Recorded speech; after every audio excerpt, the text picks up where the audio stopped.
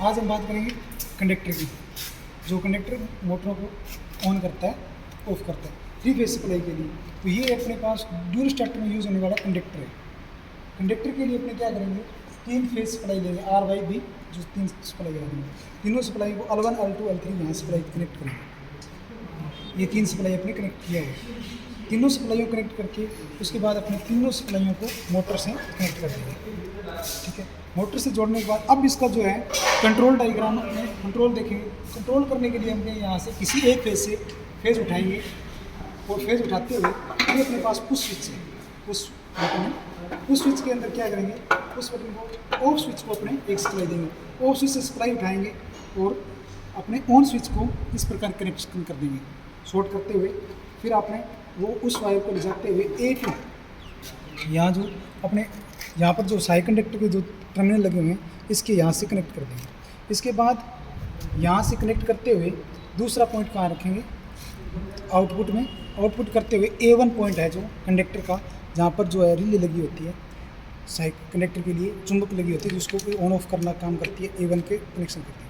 उसके बाद किसी दूसरे फेज से पॉइंट कोई वो उठाएंगे, फेज से वायर उठाएंगे और वायर को A2 से कनेक्ट कर देंगे। ये अपने A2 से कनेक्ट किया हुआ, ठीक है, A2 से कनेक्ट करते हैं। अब अपने पास ऑन स्विच से अपने शुरुआत, अब यहाँ पर जब ऑन होगा तभी सप्लाई 3 फेज की शुरू होगी।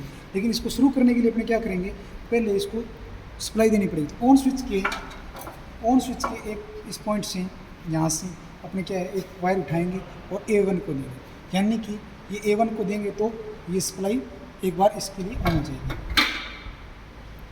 अब हम क्या करते हैं, इसको ऑन करके देखते हैं कनेक्शन को। तो यहाँ से जैसे अपने ऑन करते हैं तो 3 फेज सप्लाई R/B तीनों फेज क्या है सप्लाई ऑन हो गई। ठीक है, ऑन करने अब अपने क्या है ऑन स्विच ये है। तो ऑन स्विच को क्या करेंगे, अपने ऑन करके देखेंगे तो यहाँ से कंडक्टर, जैसे मैं यहाँ से स्विच को ऑन करता हूँ ये कंडक्टर ऑन हो गया और ये मोटर यहाँ पर चल रही है।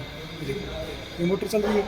अब जैसे ही मैं ऑफ स्विच को दबाऊँगा, यहाँ मेरा ऑफ स्विच है, ये ऑफ स्विच को दबाऊँगा तो ये जो मोटर अपने आप बंद हो जाएगी। ये कंडक्टर देखो ऑफ हो गया। ठीक है, अब कंडक्टर को यहाँ देखो, जैसे ही ऑन स्विच को दबाता हूँ मैं तो ये कंडक्टर ऑन होता है और ये मोटर ऑन हो जाती है। जैसे ही मैं ऑफ स्विच को दबाता हूँ, ऑफ स्विच क्या होता है, इस मोटर को और देखो ये मोटर चल रही है, कनेक्ट हो रहा है। यहाँ से देखो 3 फेज सप्लाई आएगी, 3 फेज सप्लाई को कंडक्टर से दिया है, कंडक्टर से 3 फेज सप्लाई को अपने मोटर से दिया है। मोटर से देते हुए अपने कंट्रोल डायग्राम के लिए अपने एक वायर उठाएंगे, वायर को उठाते हुए यहाँ ऑफ स्विच से दिए, ऑफ स्विच से फिर वापस इस सप्लाई को ऑन स्विच से होते हुए कंडक्टर के यहाँ पॉइंट में A2 पॉइंट से जुड़ेगी। A2 पॉइंट से अपने क्या करेंगे, वापस अपने क्या है यहाँ से इस पॉइंट को जोड़ते हुए यहाँ से A1 पॉइंट को देंगे। A1 पॉइंट को एक बार सप्लाई की ऑन होने के लिए ऑन सप्लाई चाहिए, ऑन स्विच से अपने इस पॉइंट से ऑन सप्लाई देते हैं और ये मोटर चल रही है। जैसे अपने इस ऑफ स्विच को दबाएंगे ऑफ हो गया।